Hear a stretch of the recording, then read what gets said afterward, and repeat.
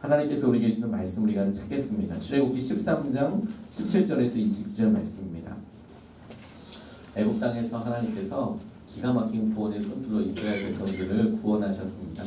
그 대표적인 사건이 6월절 하나님의 말씀을 따라서 문설주와 이방에 각각 어린 양의 피를 발라서 하나님 앞에 믿음으로 반응했던 사람들에게 있었던 생명과 하나님의 말씀에 악의적이던 혹은 무지하여서든 순종하지 못했던 애굽 땅에 있는 다른 사람들에게 임했던 사망의 권세가 하나님이 선택하신 사람들을 어떻게 붙잡고 이끌어 가시는지에 대한 놀라운 출발점이 되었습니다. 그 출애굽의 시기가 얼마나 급박하였던지 이스라엘 백성들이 음식을 하기 위해서 빵을 만들기 위해서 그 빵이 충분히 부풀지도 못했던 그 반죽을 가지고 그릇째에 요즘으로 이야기하면 랩으로 씌워서 옷으로 싸서 보자기로 싸서 쫓겨나듯 뛰어나가야 할 만큼 그렇게 급박하게 하나님께서 출애굽을 시켰습니다. 쫓아보내듯이 그렇게 가겠습니다. 이제 하나님께서 이스라엘 자손들을 친히 이렇게 응답하시고 인도하시는 시간이 되었는데 이스라엘 백성들에게 있어서는 분주하고 어떤 일들이 이루어지는지도 모를 만큼 해야 할 일들이 많았습니다. 챙겨야 하고 가져가야 되고 사람들도 봐야 하고 빨리 사람들 땅에서 같이 가야 하니까 그렇게 같이 보조를 마치기도 힘들 그때에 하나님께서 따로 준비하신 것들, 하나님께서 주목하고 계셨던 것들이 있다는 것을 깨닫게 되었습니다. 이스라엘 백성들이 하나님을 따라가게 될 때 하나님께서 의도하시고 주목하여 보셨던 것 중에서 가장 의미 있게 들어왔던 것이 무엇이냐면 마음이라는 단어입니다. 마음. 17절 말씀을 보니까 이렇게 나와 있어요. 바로가 백성을 보낸 후에 블레셋 사람의 땅의 길은 가까울지라도 하나님이 그들을 그 길로 인도하지 아니하셨으니 이는 하나님이 말씀하시기를 이 백성이 전쟁을 하게 되면 마음을 돌이켜 애굽으로 돌아갈까 하셨습니다. 라고 말씀하고 계셨습니다. 하나님께서 약속하신 땅을 가는데 블레셋 사람들이 살고 있는 땅의 영토를 지나가면 그럼 훨씬 빨리 가게 될 것이라는 것을 아셨음에도 불구하고 돌아가게 하셨다는 거죠. 애굽에서 10가지 재앙을 통해서 애굽 사람들이 믿고 있던 신이 얼마나 허망하고 말도 안 되는 우상인지에 대해서 하나님께서 놀라운 영광으로 드러내셨습니다. 그런 하나님의 역사하심을 생각해보고 또 블레셋 족속이 설사 뛰어난 군사력을 가지고 있다고 하더라도 당시에 고대 근동을 완전히 다스리고 있었던 초강대국이었던 에집트에 비한다면 애굽에 비한다면 그 세력이 그렇게 강하지 않았거든요. 근데 하나님께서 지금 그 막대한 나라로부터 이스라엘을 구원하시면서 블레셋을 돌아가게 하셨다는 거예요. 그러니까 하나님께서 이스라엘 자손들을 지키지 못해서 염려하셨던 것도 아니고 전쟁에서 패배할까봐 혹은 하나님께서 다른 당신의 계획이 어떻게 벗어날까봐 그렇게 지금 염려하고 계신 것이 아니라 딱 하나 염려하고 계시던 것이 있다는 것이죠. 그게 무엇이냐면 이스라엘 자손의 마음이더라. 마음. 그들이 전쟁을 해서 그 마음에 하나님께서 행하시는 은혜를 저버리고 돌아가게 되는 것에 대해서 하나님께서 유일하게 염려하시고 주목하시더라 라는 것이죠. 이스라엘의 마음이 변하게 될 수 있더라. 홍해라는 기가 막힌 구원을 경험하기 전에 이스라엘 백성들에게 있었던 여러 가지 일들에 대하여 하나님은 그것이 이스라엘 백성들에게 미칠 것에 대해서 보고 계시는 것이죠. 이 마음이 얼마나 중요한지 모르겠습니다. 제가 목회를 하면서 참 의미 있는 그런 나눔들과 섬김들을 받은 것 중에서 젊은이 교회에서 한 지체로부터 받은 그런 선물 하나가 참 기억에 많이 남습니다. 스승의 날이라고 해서 세 가족이었던 이 지체가 제게 하나 편지를 이렇게 내미는 겁니다. 그러면서 스승의 날인데 목사님, 제가 우리 교회에서 아는 사람도 없고 목사님만 앞에 있으니까 제일 많이 보고 그러다 보니까 선물을 꼭 하나 사드리고 싶었는데 본인이 지금 아르바이트를 하고 있고 또 등록금을 벌기 위해서 저금하고 있고 그러다 보니까 실제 돈이 하나도 없는 것이죠. 그래서 기도를 했다는 겁니다. 선물 살 수 있도록 하나님 길을 열어주시고 또 우리 목사님에게 표현할 수 있게 해주십시오. 그러다가 편지를 먼저 이렇게 쓴 겁니다. 그냥 마음의 편지를. 그것도 너무너무 감사한데 커피숍에서 아르바이트를 하고 있는데 손님 하나가 팁이라고 그러고 얼마를 줬다는 거예요. 너무 친절하게 잘해줬다고. 어린 아이가 그렇게 하니까. 그런데 그 꾸깃꾸깃한 그 팁 받은 거를 편지를 먼저 쓰고 얼마인지 뭐 그때는 팁을 받은 상황이 아니었으니까 편지를 썼을 때는 그 안에 넣어서 PS로 목사님 그런데 이렇게 받아서 하나님께서 주셨어요. 그리고 제게 스승의 날이라고 이렇게 주는 거예요. 그 안에 액수는 물론 크지 않았습니다. 근데 제가 그 편지를 받고 얼마나 마음이 기뻤는지 몰라요. 마음을 받은 것 같아서.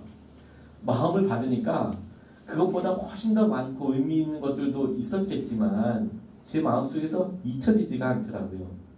하나님께서 우리의 삶에 있어서 우리가 무엇을 하나님께서 동력하라고 부르심을 받을 때에나 하나님께서 우리를 사명의 자리, 부르심의 자리로 이끄실 때에 하나님이 우리의 마음의 수준과 분량을 어디까지 원하실까 생각해 보게 됐어요.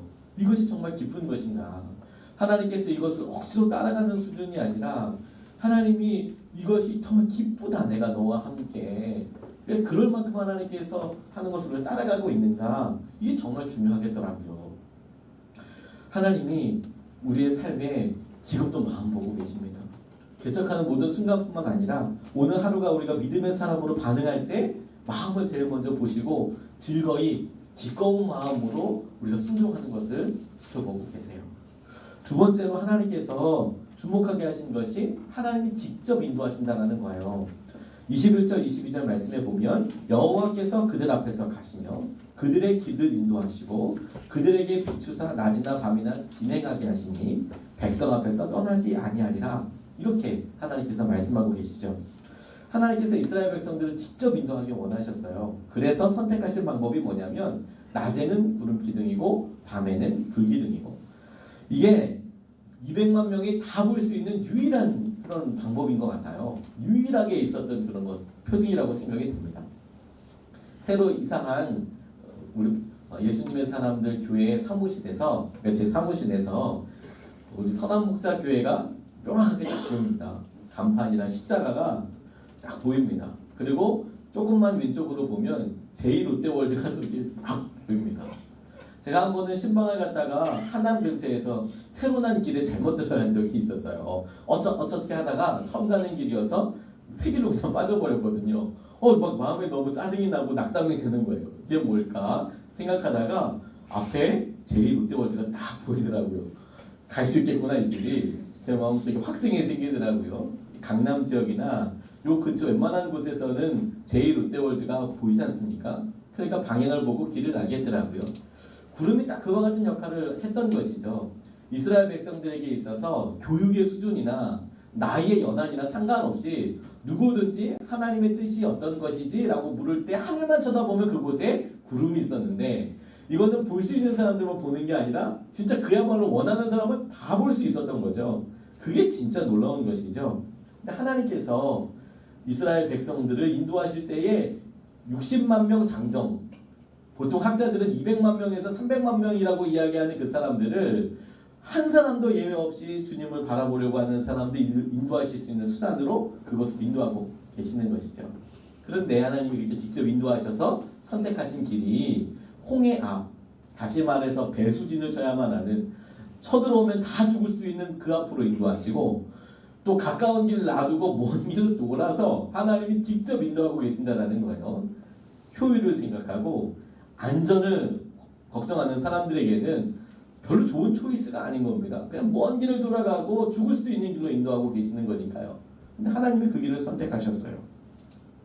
왜냐하면요, 하나님께서 우리의 인생에서 정말 단 한 번밖에라도 라고 생각할 수밖에 없는 그런 구원의 단계를 준비하고 계시기 때문에 그렇습니다.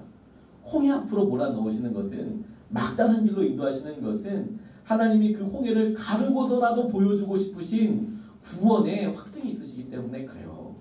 우리를 평생도록 잊지 못할 하나님 그 약속을 우리에게 보여주시고, 우리가 그것을 우리 삶의 뼈에 새기고 흔적으로 삼킬 수 있는 그것을 주시려고 하나님이 우리를 홍해 앞으로 인도하신다는 것을 알게 되었어요. 그게 하나님이 직접 인도하시는 그런 은혜구나 깨닫게 되었습니다. 유기성 목사님께서도 한번 소개해 주셨던 데스티니라는 책을 쓰셨던 고성준 목사님이 저희 교회에서 한번 말씀을 전해 주신 적이 있습니다. 그분을 그 전에 만나서 교제하게 했던 적이 있었습니다. 이분이 수학자였고 수학으로 박사 학위를 하신 분이에요. 버클리라고 굉장히 좋은 대학입니다. 거기서 박사 과정을 받으실 때 이분이 하나님을 깊이 만나고 유학 생활을 하면서도 하나님 앞에 최선을 다해서 반응하려고 하고 찬양인도도 하고 뭐 이렇게 전심으로 반응을 하셨다고 합니다. 하지만 그렇게 반응하는 것과 실제 삶도 사실 똑같이 해야 되는 거죠. 그것도 그렇게 열심히 하셨고요. 박사 과정을 하다 보니까 어려운 과정들이 많았지만 그래도 아주 열심을 내셔서 잘 통과되는 것 같았던 논문이 최종 패스되는 그날 그 아침에 갔더니 같이 보조로서 심사하시는 한 교수님께 메일이 왔다는 겁니다. 이거 조금 더 생각해 봐야 될 그런 부분이 있는 것 같습니다. 논문에 대해서 조금 더 생각해 보자 이런 것이 사실 논문이 통과되지 못하는 것이죠. 그러니까 이제 논문만 통과되면 박사학위를 받고 한국으로 다시 금연향할 수 있는 건데 논문이 다 걸려버리는 겁니다. 인정할 수밖에 없어서 그렇게 하겠다고 조금 더 연구해 보겠다라고 연구를 하니까 마음에 너무 낙심이 되는 것이죠. 유학생활을 무한정할 수 있는 것도 아니고 돈도 재정도 그렇지만 이제 돌아가서 해야 될 연한도 남아 있었거든요. 유학 자금을 받았기 때문에 국가로부터 장학금 받으시기 언제까지 학위를 해야만 하는 그런 상황이 맞물리다 보니까 마음이 너무 타셨다는 거예요. 기도하게 되셨겠죠. 하나님께 나아가게 되셨겠죠. 그러면서도 하나님 앞에 열심을 다시 한번 내봐서 예배에 있어서나 기도에 있어서나 그렇게 열심을 한번 내보았답니다. 그렇게 시간을 보내고 있는데 하나님께서 아이디어를 주셨다는 거예요. 아, 그래서 이렇게 하면 그 어려운 난제를 해결할 수 있겠구나 라고 생각을 해서 막 준비해가지고 하나님이 살길을 내셨다 이렇게 생각하고 준비를 하고 냈더니 교수님도 대충 그렇게 된 것 같다.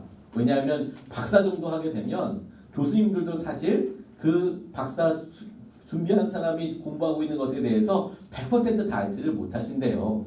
과정을 보고 대충 그게 맞다 그러면 맞는 과정이 있었으니까 그게 맞을 것이다 라고 이야기하는 것이지 실제로 그 부분에 있어서 박사 그 과정을 하고 있는 사람이 제일 많이 알고 있는 것이나 마찬가지이기 때문에 도와주는 역할만 할 수 있다는 거죠. 그래서 교수님도 그렇게 된 것 같다 라고 이야기하시다는 거예요. 졸업하겠다 싶어서 준비하는데 자기 마음속에 그게 아니다 라는 게 깨달아지더라는 거죠. 자기가 썼던 그 논문에 아주 중요한 결함이 있다는 것을 스스로 깨닫게 된 거예요. 그러니 이거 그냥 가만히 나 입만 다물고 있으면 학위 받는 거고 그리고 한국에 돌아올 수 있는 건데 이걸 내 입으로 가서 이 논문 틀렸다고 이야기하면 모든 게 다 수포로 돌아가야 되는 상황이 되었다는 겁니다. 근데 하나님은 우리에게 정확하게 말씀하시잖아요. 내가 이것에 대해서 순종하면 그러면 모든 것이 다 사라질 수 있는 그런 상황 가운데 코너로 몰아가시는 것이죠.